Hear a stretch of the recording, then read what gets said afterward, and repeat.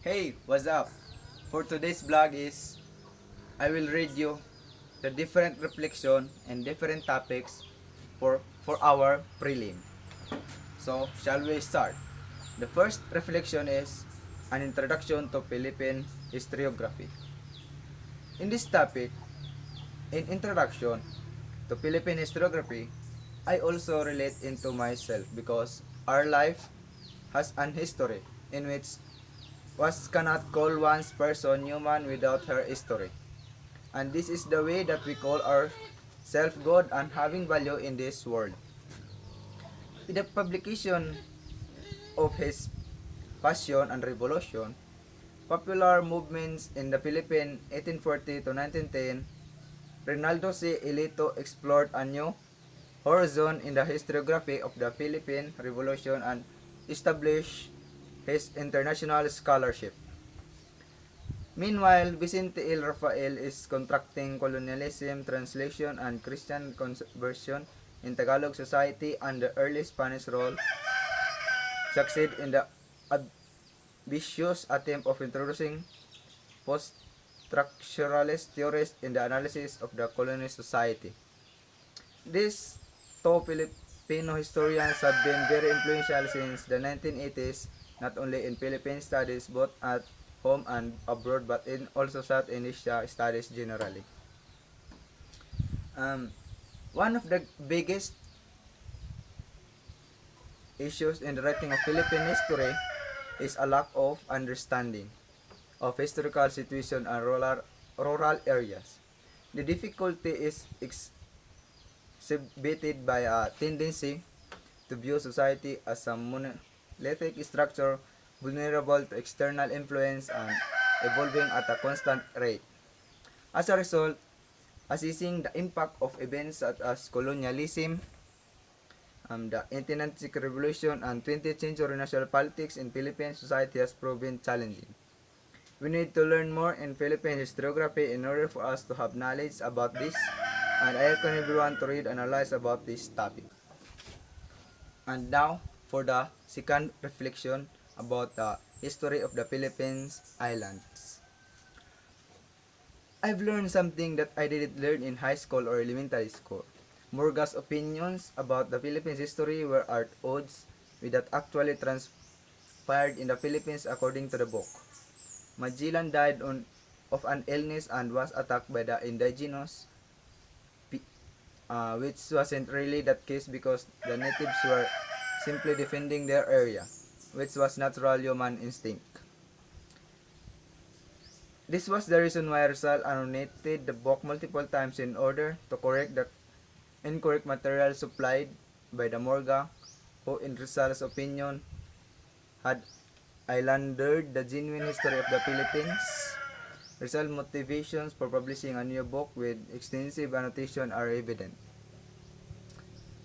He wanted to show through a credible work that the people of the Philippines had a high level of culture and morality prior to the arrival of the Spaniards, that they possessed master of distinct handicraft, or that they had thriving trade and they maintained good contact with the outside world. Rizal is constantly noting how Filipinos are capable of progressing, but that progress is halted by the Spaniards through representation in the legislature and the reforms. In conclusion, Rizal wishes to emphasize 3 points with the publication.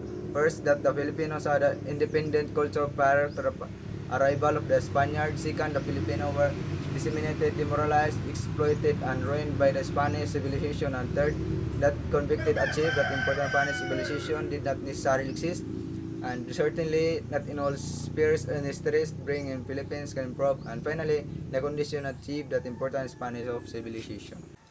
And this third reflection is the Manunggal Jar.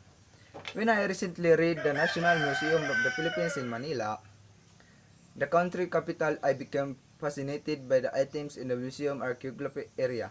The Manunggal Jar, a secondary burial jar that has been found in the Philippines since the late Neolithic period, was the first thing that drew my eye. Manonggol jar was discovered in the late 1916 and has been dated to the New Stone Age.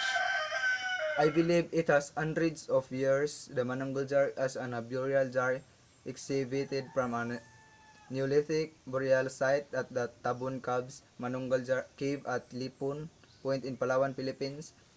What the Manonggol jar teaches us about life in the past is that people were talented and skilled of creating crafts, and that your works always symbolize something and have purpose. It is also symbolize the religious values of our ancestors. It tells our spirits on board ships travel across and drives rivers and oceans go to next life.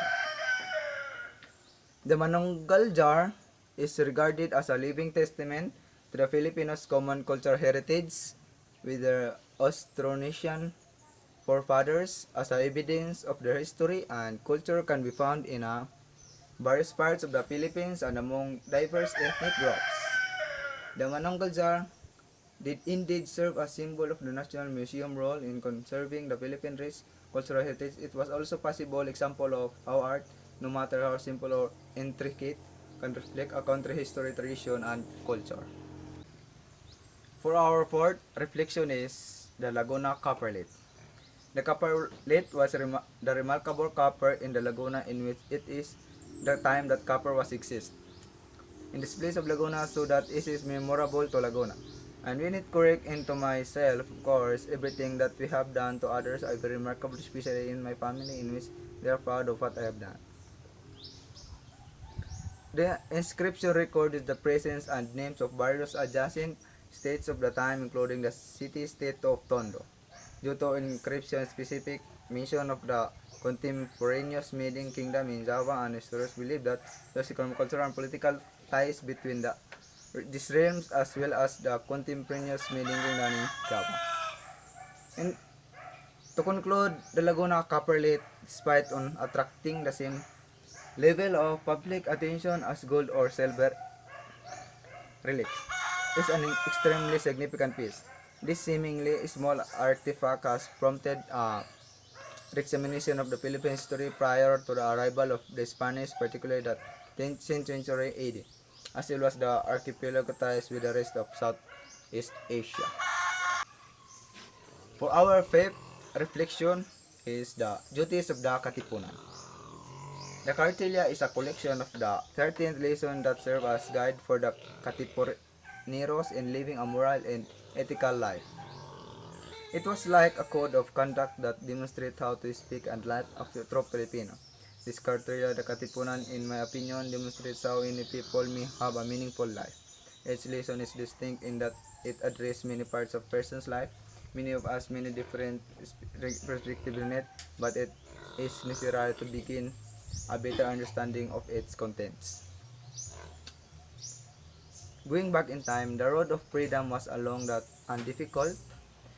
Bravery and principle come at hefty cost. They believed that the day of true independence would always remain a fantasy. Filipinos were brought together by the Cartilla and Katipunan to fight for what they had. Cartilla became an oath that all Katipuneros must take to demonstrate their commitment to being a part of the movement for change. In conclusion, the book of Cartilla ng Katipunan was the key to our nation's independence. It becomes the guide for the Filipinos even after the battle against the Spaniards. It is believed that we have yet to achieve our true independence because for the Katipuneros, interdependence includes our political freedom and freedom for exploitation that is firm at it attained. But I believe that the Cartilla of Katipunan will always remain as the Filipinos guide and key to complete independence of and freedom up to this present and until the failure. So that is for today, and thank you for listening, and I hope you enjoy it, and please subscribe to our channel. That's all for today's vlog, and thank you guys.